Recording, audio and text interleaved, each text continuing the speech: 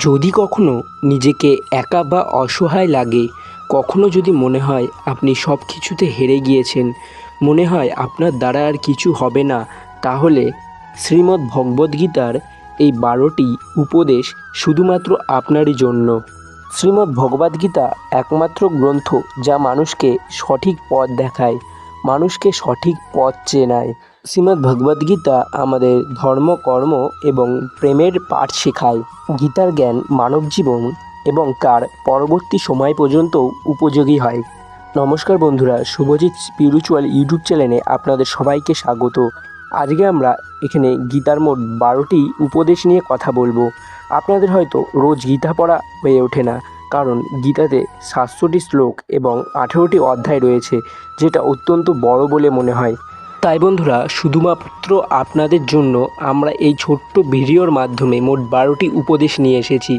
তাই বন্ধুরা, ভিডিওটি ভালো লাগলে ভিডিওটিকে অবশ্যই লাইক করবেন এবং আমাদের চ্যানেলে যদি আপনারা নতুন হয়ে থাকেন, চ্যানেলটিকে অবশ্যই সাবস্ক্রাইব করে দেবেন। তাহলে চলুন বন্ধুরা, বেশি দেরি না করে আজকের ভিডিওটি শুরু করা যাক। যে ব্যক্তি নিজের মনকে নিয়ন্ত্রণ করতে পারে, সেই ব্যক্তির মন তার বন্ধুর মতন। আর যে ব্যক্তি তার মনকে নিয়ন্ত্রণ করতে পারে না, সে অক্ষম এবং তার মন তার কাছে শত্রুর মতন। মনই সময় অনুযায়ী আমাদের বন্ধু ও শত্রু হয়ে থাকে। কর্ম করে যাও, ফলের আশা করো না, কারণ কর্মে তোমার অধিকার আছে আর ফলে নেই। তাই সমস্ত কর্ম ভগবানকে সমর্পণ করে করো। জীবনের সিদ্ধান্ত নিজের পরিস্থিতিকে নিয়ে নাও, কারণ দুনিয়াকে দেখে যে সিদ্ধান্ত নেয় সে সবসময় দুঃখেই থাকে। আর যে যাই বলুক, সবসময় শান্ত থাকো, কারণ সূর্যের রোদ যতই প্রখর হোক না কেন, সমুদ্রের জলকে কখনো শুকাতে পারে না। মনের কষ্টের কোনো শেষ নেই। এর সবথেকে ভালো উপায় হচ্ছে নিজের মনকে ঈশ্বরের কাছে অর্পণ করে দাও।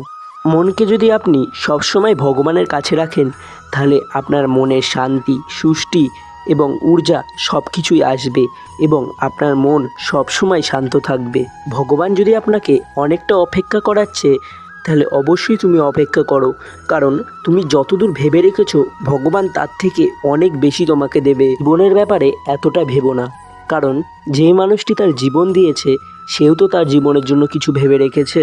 অতীত তোমার চলে গিয়েছে, কিন্তু ভবিষ্যৎ এখনও তোমার হাতে আছে। তাই অতীতের কথা চিন্তা না করে আপনি আপনার ভবিষ্যৎ তৈরি করো, তাহলে দেখবেন যে আপনার ভবিষ্যৎ অবশ্যই ভালো হবে। মনের কাছে কোনো জ্ঞান নেই। মন হলো অন্ধ। মন নিজে কিছু জানে না এবং মন সঠিক পথ দেখাতেও পারে না। এর জন্য মনের কথা শুনে ভুল কাজ করা বন্ধ করো। জীবনে কিছু পাওয়ার জন্য অবশ্যই কর্ম করতে হয়। এর জন্য ধৈর্য ধরো। যে মানুষ ধৈর্য ধরতে পারে, সেই আসলে ভবিষ্যতে সফল হয়। জীবনে প্রত্যেকটা জিনিস তোমার ওপর নির্ভর করেই হবে। তুমি যেই বীজে ফসল বুনবে, সেই বীজেই তোমার গাছ উঠবে। তাহলে বুঝতেই পারছেন যে কিভাবে আপনার কর্ম করবেন এবং সেইভাবেই আপনি ফল পাবেন। তাই বন্ধুরা, আপনারা যেরকম বীজ রোপণ করবেন, সেরকমই আপনাদের গাছ হবে।